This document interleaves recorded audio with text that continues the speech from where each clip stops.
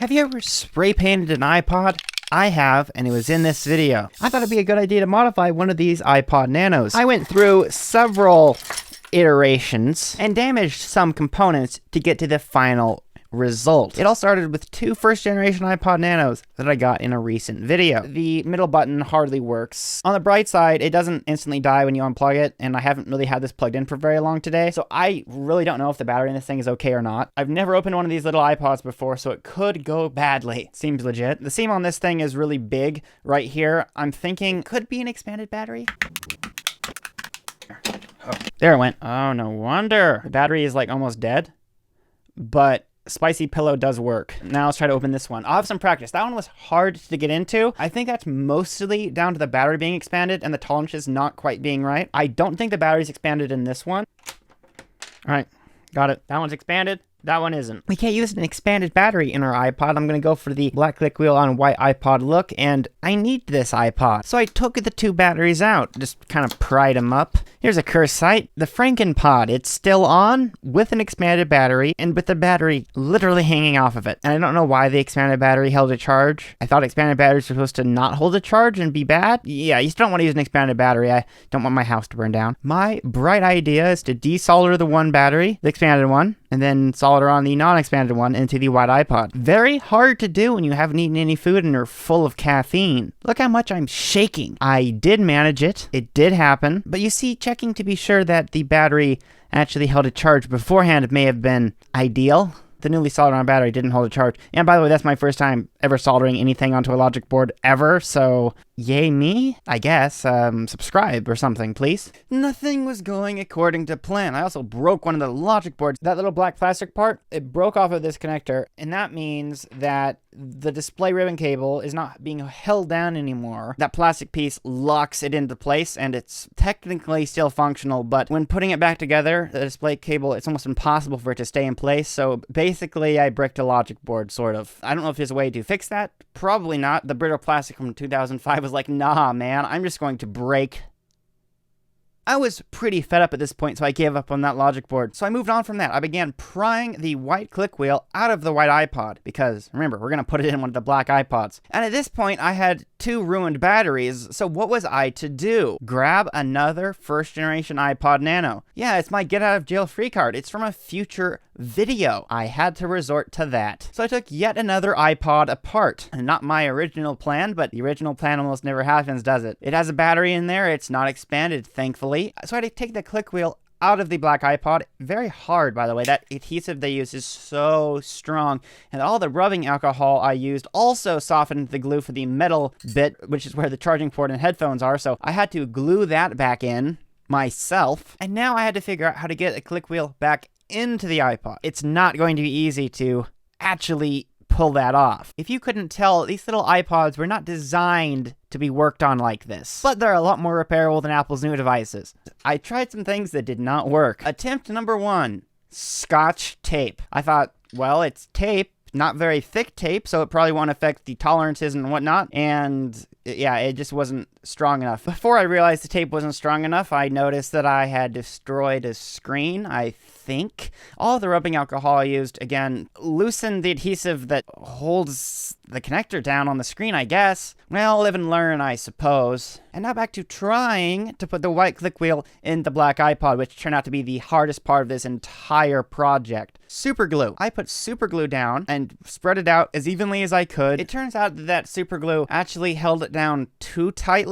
The buttons didn't click. Okay. Double-sided tape. What could go wrong? Turns out that wasn't strong enough either. What a surprise. It has to be just right. Whatever you put on can't make the iPod too thick, otherwise it won't shut. It has to not push down too hard, otherwise the buttons won't click. And it can't be too little, because otherwise the click wheel is all uneven and also doesn't really click. It has to be just right. Okay, Gorilla Tape. Maybe that'll work. No, it made it too thick. And this is the point when I decided that putting a black click wheel in the white iPod was a better idea. And definitely wasn't because I couldn't find the white spray paint. But I continued trying to put a click wheel in the iPod, and you know what I ended up doing? I just took super glue on the outside and applied as much as I could around the edges, because you don't want it to be in the middle. It has to be around the edges so the middle can kind of flex, which is what I figured out through trial and error. At least I think that's the correct thing that I figured out, but whatever it is, it was what I went with for the final result, and it worked. We're going to have full Stormtrooper aesthetic going, and maybe there's a bit more of a lip right here compared to the original one, but I'll take what I can get, considering I'm doing this with things I have lying around. Probably a proper adhesive kit you could buy to put this back together the way it should be, but this is the only way I see how to do it with what I have lying around. After the fact, I looked at some online tutorials to see if I was doing it wrong, and what's strange is they didn't mention the adhesive. They made it seem like you could just take the click wheel out and put a new one in. I don't know. I guess I just want to ask any more questions. Let's move on. Before we go any further, this is the iPod, and we need to see if this thing works. I smell a problem. This is glued in this position. I'll use this to fix it and try not to slice through anything important. There we go. There's two little prongs on the screen the logic board slides into. Teeny tiny connector here. This is so much easier now that I've done it about 20 times. Look, it's on. I'm sure it doesn't have enough charge in it to turn on all the way. Plug it in. There it goes. Maybe the screen's just bad.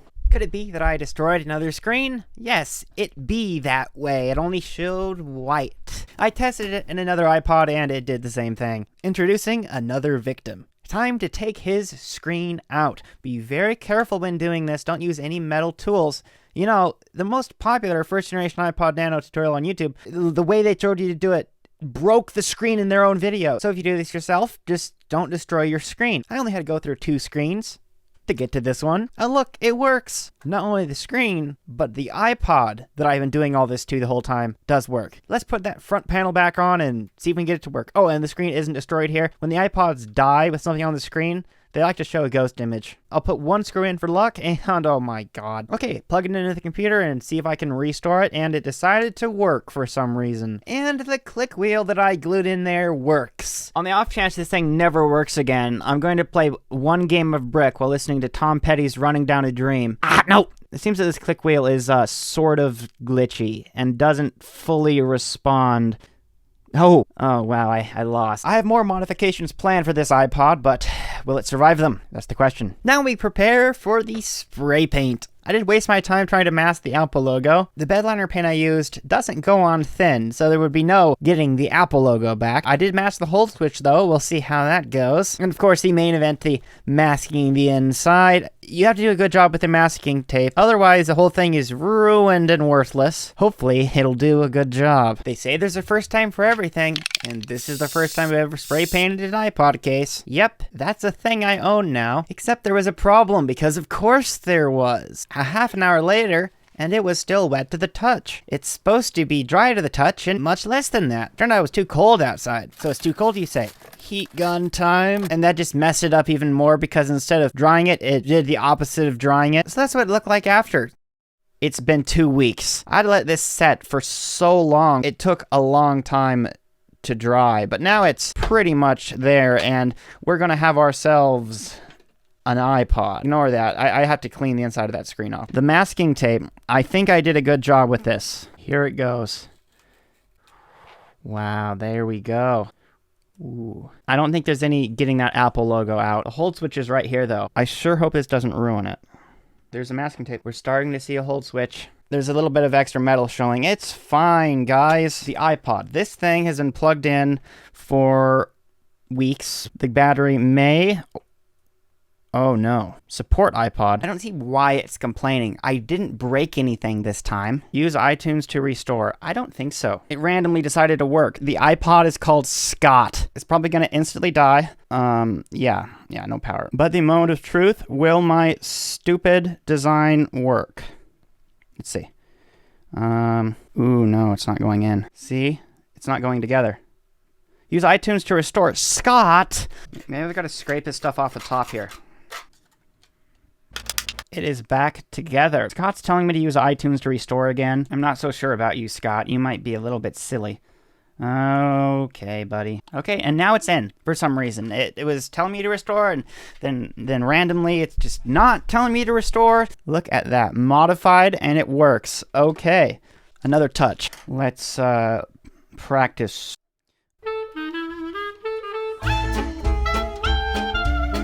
It's my Pro Max Ultra Extreme iPod. That's perfect Apple marketing right there. Now, does it work? Ooh, look.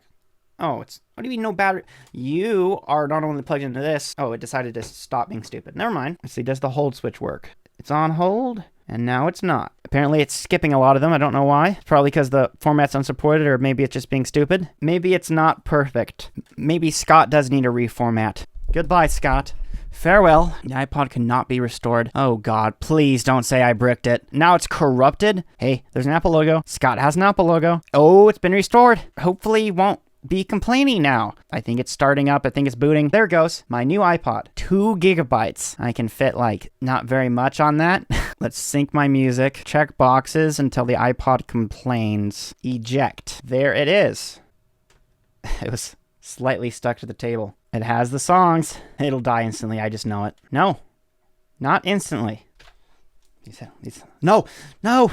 Oh, yes. I guess I should sign it, hey? One day, this will be worth nothing because I'll never be famous. The reformat made it stop complaining, and it now fully functions except for the battery problem. Now, I'd buy another battery, except I just can't pour more money into my videos when I get 7 views. Become a channel member if you want to support what I do here. Oh yeah, low battery power. But it is aesthetically modified, and that is exactly what I was going for. Speaking of modifying an iPod Nano, the $1 a month channel member video this week is making a subscribe iPod Nano. You know how I made a subscribe MacBook screen? I'm going to do the same thing with an iPod Nano because it'll be funny. So thank you guys for supporting me. I'll see you guys next week.